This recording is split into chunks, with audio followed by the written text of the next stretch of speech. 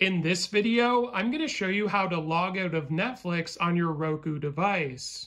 So the first thing we're going to do is scroll over to this sidebar here, and we're going to be putting in a combination on your remote. So we're going to do up, up, down, down, left, right, up, up, up, up. This is going to bring you to a special Get Help screen. And you'll notice at the bottom, there's a sign out option, and that is how you can sign out from Netflix.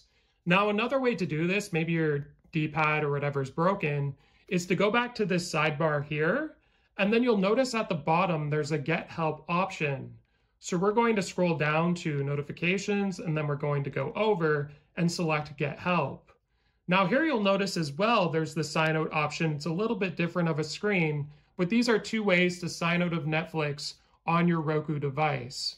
So hopefully this video was helpful. Like and subscribe, and we'll see you in the next one.